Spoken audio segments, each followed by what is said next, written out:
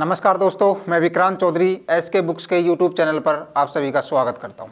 दोस्तों, आज हम बात करेंगे एसएससी जीडी भर्ती परीक्षा के बारे में, जिसमें आज का हमारा टॉपिक रहेगा कॉन्स्टिट्यूशन से लिया गया है। इसमें हम संसद को देखेंगे, जिसमें लोकसभा और राज्यसभा से 20 क्वेश्चन लिए हैं जो एसएससी एग्जाम में पूछे गए हैं, और कुछ क्वेश्चन और भी ऐड किए हैं जो आने वाले एग्जाम्स के लिए इम्पोर्टेंट होने वाले हैं। क्लास की शुरुआत करने से पहले मैं आपको इन बुक्स के बारे में बता देता हूं जो आपके लिए बहुत इंपॉर्टेंट होने वाली है। ये बुक एस के बुक्स पब्लिकेशन की तरफ से ये बुक मिल जाएगी आपको मार्केट में।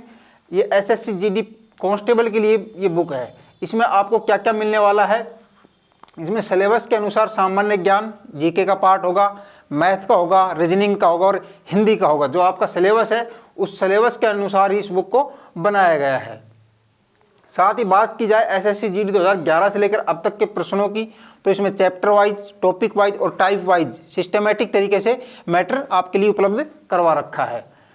मैथ और रीजनिंग की बात करें तो मैथ और रीजनिंग की इसमें शॉर्टकट ट्रिक्स आपको देखने को मिल जाएगी, जिससे आप अपने समय की बचत कर सकते हैं। साथ ही एसएससी जीडी में पहले पूछे गए एमसीक्यू और अब टीसीएस एमसीक्यू के लगभग 4,000 प्लस प्रश्नों का इसमें संकलन किया हुआ है, और सभी प्रश्नों की आपको इसमें संपूर्ण व्याख्या देखने को मिल जाएगी, और इसको लेटेस्ट पैटर्न के अनुसार बनाया गया है। इसके कॉम्बिनेशन की बात की जाए तो ये गत वर्षों का पेपर्स का सेट है एसएससी जीडी कांस्टेबल का, जो 2011 से लेकर 2023 तक के पेपर्स, इसमें लगभग 35 प्लस पेपर्स आपको इसमें देखने को मिल जाएगा, और प्रत्येक पेपर का आपको ऑनलाइन वीडियो सॉल्यूशन मिल जाएगा। इसमें क्यूआर कोड मिलेगा आपको, क्यूआर कोड आप स्कैन करें और आप प्रत्येक पेपर को आप उसका एक्सप्लेनेशन देख सकते हैं। साथ ही बात की जाए इस बुक की तो ये सामान्य ज्ञान के लिए यूजफुल होने वाली है। एसएससी जीडी प्लस एमटीएस के लिए ये बुक है। इसमें आपको एसएससी जीडी व एमटीएस के 2011 से अब तक के प्रश्नों का चैप्टर वाइज और टॉपिक वाइज संकलन किया हुआ है। साथ ही एसएससी जीडी व एमटीएस की परीक्षाओं में जो सामान्य अध्ययन के प्रश्न आते हैं उन्हीं के स्तर की ही अन्य परीक्षाओं के प्रश्नों का भी इसमें संकलन किया हुआ है, और एसएससी की पुरानी एमसीक्यू व नई एमसीक्यू के प्रश्नों का संकलन भी इसमें किया हुआ है, और साथ ही संपूर्ण प्रश्नों की व्याख्या आपको देखने को मिल जाएगी, और इसको भी लेटेस्ट पैटर्न के अनुसार बनाया गया है। क्लास की शुरुआत करेंगे। आज का हमारा टॉपिक रहेगा संसद, जिसमें राज्यसभा और लोकसभा से 20 क्वेश्चन लिए हैं जो एसएससी एग्जाम में पूछे गए हैं। पहला क्वेश्चन देखते हैं, भारत में कौन सी प्रणाली है? एसएससी एमटीएस 2013 में पूछा गया है। ऑप्शन देखते हैं, ए है संसदीय प्रणाली, बी है राष्ट्रपति शासन प्रणाली, सी है अर्धराष्ट्रपति शासन प्रणाली और डी है बहुव्यक्ति कार्यपालिका प्रणाली। क्या होगा राइट आंसर? संसदीय प्रणाली। भारत में संसदीय प्रणाली चलती है, ठीक है। संसदीय प्रणाली के अकॉर्डिंग ही भारत में शासन चलता है, ठीक है। स्क्रीनशॉट लीजिए।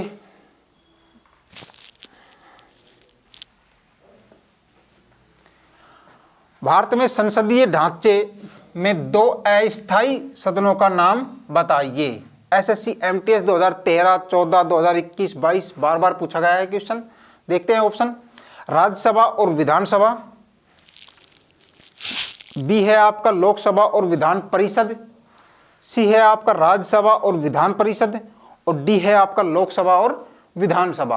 अस्थायी सदन पूछा गया है, 2 अस्थायी सदन। ऑप्शन से देखते हैं, राज्यसभा स्थायी सदन होता है, विधानसभा अस्थायी सदन होता है, लोकसभा अस्थायी सदन है लेकिन विधान परिषद स्थायी सदन है। यहाँ राज्यसभा और विधान परिषद दोनों स्थायी सदन है, लोकसभा और विधानसभा जो होती है वो अस्थायी सदन होता है, ठीक है। राइट आंसर क्या होगा? ऑप्शन डी, लोकसभा और विधानसभा अस्थायी सदन है। राज्यसभा और विधान परिषद में 1/3 सदस्य हर प्रति 2 वर्ष में ये सेवानिवृत्त होते रहते हैं, ठीक है। तो लोकसभा और राज्यसभा इसका राइट आंसर होगा। स्क्रीनशॉट लीजिए। निम्नलिखित में से कौन सी भारत में संसदीय सरकार की विशेषता नहीं है? एसएससी एमटीएस 2022 में पूछा गया है। ऑप्शन देखते हैं। ए है नाम मात्र और वास्तविक अधिकारियों की उपस्थिति, बी है निचले सदन को भंग नहीं किया जा सकता है, सी है विधायिका में मंत्रियों की सदस्यता, और डी है विधायिका के प्रति कार्यपालिका की सामूहिक जिम्मेदारी। तो संसदीय सरकार की विशेषता क्या नहीं है पूछा गया है। ऑप्शन बी निचले सदन को भंग नहीं किया जा सकता, क्योंकि निचला सदन को भंग किया जा सकता। निचला सदन किसको बोलते हैं? लोकसभा को, और लोकसभा को भंग किया जा सकता है, यहां दे रखा है नहीं किया जा सकता, तो राइट आंसर होगा ऑप्शन बी। ठीक है, स्क्रीनशॉट लीजिए।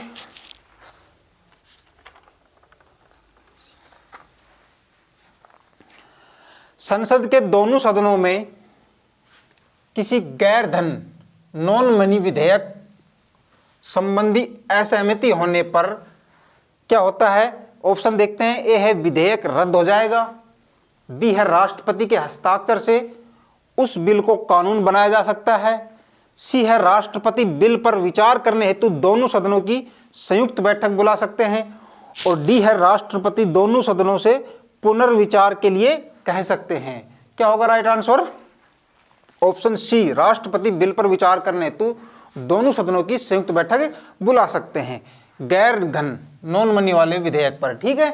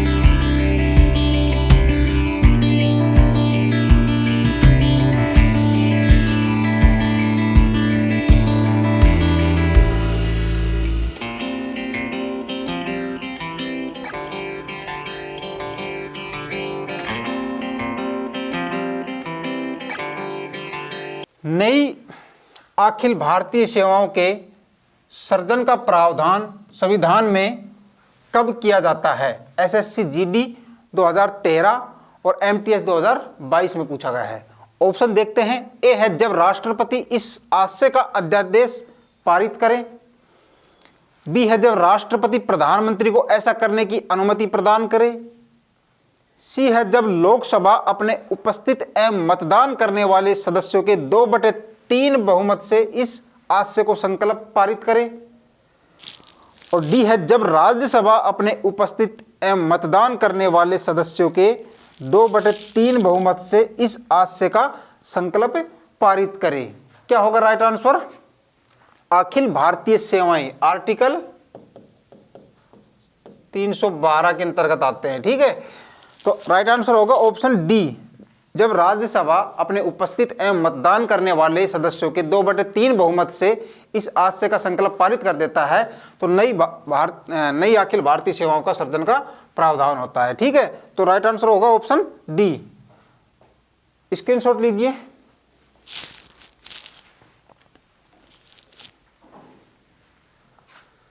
राज्यसभा का सदस्य बनने के लिए न्यूनतम निर्धारित आयु कितनी है?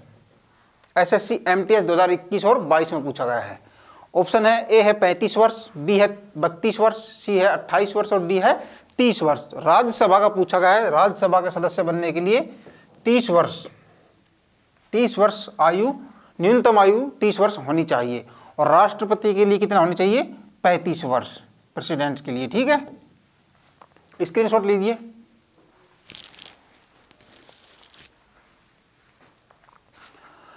लोकसभा का कार्यकाल जब तक भंग न हो उसकी पहली बैठक की नियत तारीख से खालिस्तान तक होता है। एसएससी जीडी 2013 2023 लेटेस्ट क्वेश्चन है। ऑप्शन है ए है 6 वर्ष, बी है 5 वर्ष, सी है 3 वर्ष और डी है 4 वर्ष। तो लोकसभा अगर भंग नहीं होती है तो वो 5 वर्ष के लिए होती है। ठीक है, ऑप्शन बी आपका राइट आंसर होगा। स्क्रीनशॉट लीजिए।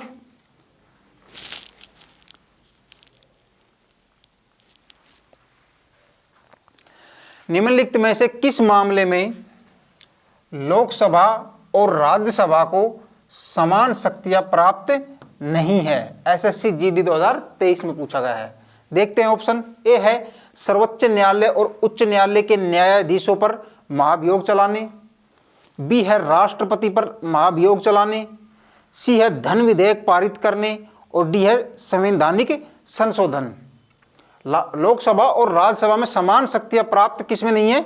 धन विधेयक में। धन विधेयक जो लोकसभा में पारित हो जाता है तो राज्यसभा उसको अस्वीकार नहीं कर सकती है। ठीक है, स्क्रीनशॉट लीजिए।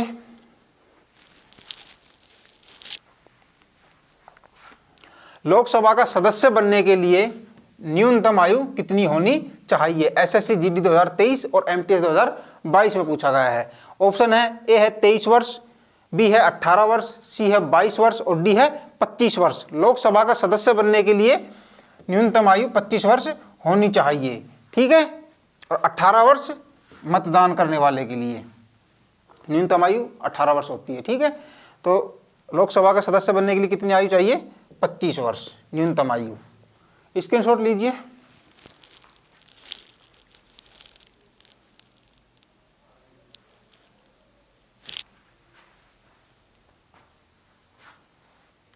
उत्तर प्रदेश के बाद किस राज्य में लोकसभा सीटों की संख्या सबसे अधिक है? एसएससी जीडी 2021 में पूछा गया है। ऑप्शन देखते हैं। ए है तमिलनाडु, बी है आंध्र प्रदेश, सी है बिहार और डी है महाराष्ट्र। तो उत्तर प्रदेश में कितनी है लोकसभा सीटें? 80। महाराष्ट्र में राइट आंसर होगा ऑप्शन डी महाराष्ट्र। महाराष्ट्र में है 48 और आंध्र प्रदेश में है 24 सीटें, तमिलनाडु में है 38 और बिहार में कितनी है? 40। ठीक है, तो 48 सीटें हैं उत्तर प्रदेश के बाद में महाराष्ट्र में। तो राइट आंसर होगा ऑप्शन डी। स्क्रीनशॉट लीजिए।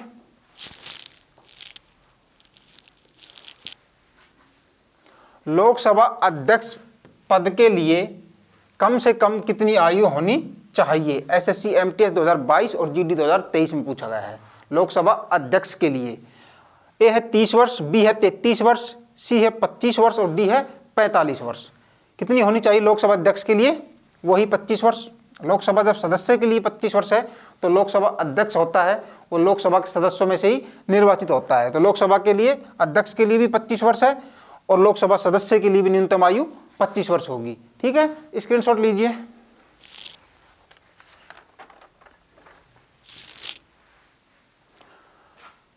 लोकसभा में बैठक की अध्यक्षता कौन करता है? SSC MTS 2017। ए है भारत के मुख्य न्यायाधीश, बी है अध्यक्ष जिसको स्पीकर बोलते हैं, सी है राष्ट्रपति और डी है उपराष्ट्रपति। तो लोकसभा की अध्यक्षता कौन करता है? अध्यक्ष होता है जिसको हम स्पीकर बोलते हैं, लोकसभा अध्यक्ष बोलते हैं। ठीक है, स्क्रीनशॉट लीजिए।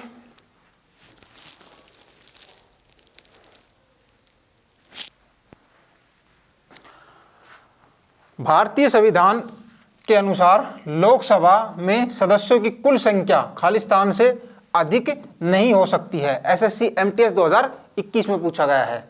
ऑप्शन है ए है 652, बी है 550, सी है 540 और डी है 640। तो लोकसभा में सदस्यों की अधिकतम संख्या पूछा गया है तो 550 आपका राइट आंसर होगा।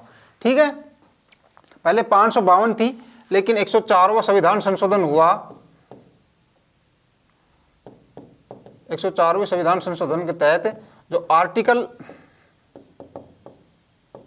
331 था जिसमें एंग्लो इंडियन आते थे, 2 सदस्य मनोनीत किए जाते थे राष्ट्रपति द्वारा, उनको समाप्त कर दिया गया है।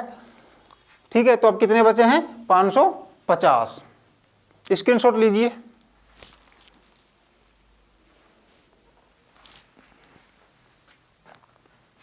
यदि लोकसभा के अध्यक्ष और उपाध्यक्ष दोनों के पद रिक्त हो जाते हैं तो सदन की बैठकों की अध्यक्षता किसके द्वारा की जाती है? एसएससी एमटीएस 2013 में पूछा गया है। ऑप्शन है ए है राष्ट्रपति द्वारा मनोनीत सदस्य, बी है लोकसभा के वरिष्ठतम सदस्य, सी है सदन द्वारा अनुमोदित अध्यक्षों के पैनल के पहले सदस्य, और डी है सदन द्वारा मनोनीत सदस्य।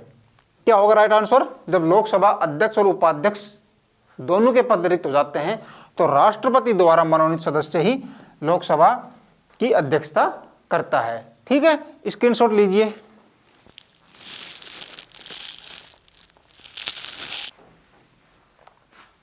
भारतीय संविधान के अनुसार केंद्र शासित प्रदेशों का प्रतिनिधित्व करने के लिए लोकसभा में खालिस्तान से अधिक सदस्य नहीं होंगे। एसएससी एमटीएस 2022 में पूछा गया है। ए है 30, बी है 20, सी है 15 और डी है 35। क्या होगा? 20। लोकसभा में केंद्र शासित प्रदेशों से बात की जाए तो 20 सीटें रिजर्व है, और राज्यों से बात की जाए तो 530 प्लस 20। ठीक है, वर्तमान की बात की जाए तो वर्तमान में कितनी है? 530 प्लस 13, 543 सीटें हैं। ठीक है, और अधिकतम कैसे हो सकती है? 530 प्लस 20। 530 तो राज्यों से, और 20 सीटें जो होती है वो केंद्र शासित प्रदेशों के लिए रिजर्व की हुई है। ठीक है, स्क्रीनशॉट लीजिए।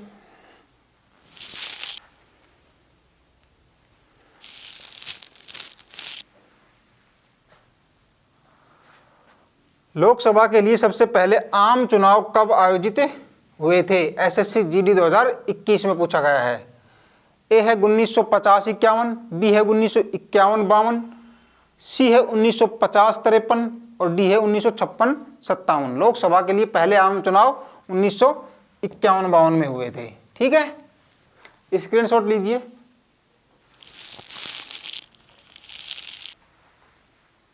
अप्रैल 2022 तक कुल कितने लोकसभा चुनाव हो चुके हैं? तो कितने हो चुके हैं? Option D 17। एसएससी जीडी 2023 में पूछा गया है, लेटेस्ट क्वेश्चन है। तो अभी जो लोकसभा चुनाव होंगे 2024 में वो 18वें नंबर के होंगे। ठीक है, तो 2022 तक पूछा गया है, 2022 तक 17 लोकसभा चुनाव हो चुके हैं। ठीक है, स्क्रीनशॉट लीजिए।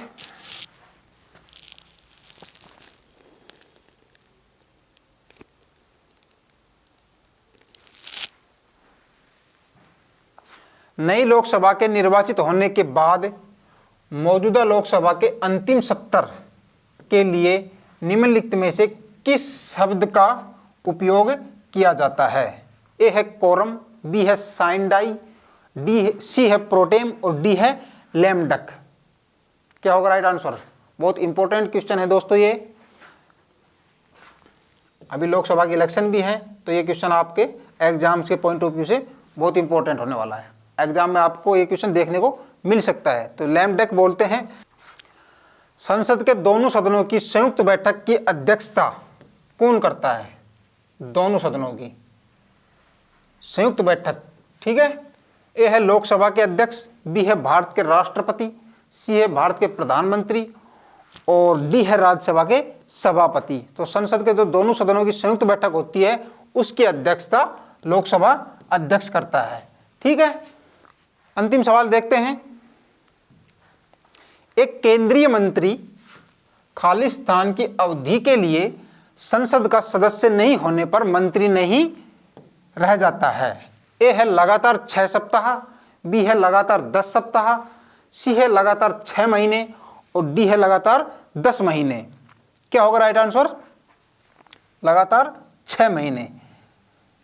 ठीक है, 6 महीने के अंदर उसको सदस्यता ग्रहण करनी पड़ती है संसद की। ठीक है, तभी वो मंत्री रह सकता है, अन्यथा उसको मंत्री पद से त्याग पत्र देना पड़ता है। ठीक है, धन्यवाद दोस्तों। इस एग्जाम्स के लिए एसके बुक सभी शॉप पर और ऑनलाइन अवेलेबल है। अगर आप ऑनलाइन लेना चाहते हैं तो इसका लिंक डिस्क्रिप्शन बॉक्स में अवेलेबल है। इस चैनल पर हम एसएससी, जीडी और अन्य सभी भर्तियों से संबंधित इंपॉर्टेंट जानकारी और स्टडी मटेरियल उपलब्ध करवाते रहेंगे। इसलिए इस वीडियो को लाइक कीजिए, चैनल को सब्सक्राइब कीजिए और अपने दोस्तों के साथ शेयर कीजिए। मिलते हैं नेक्स्ट वीडियो में। जय हिंद।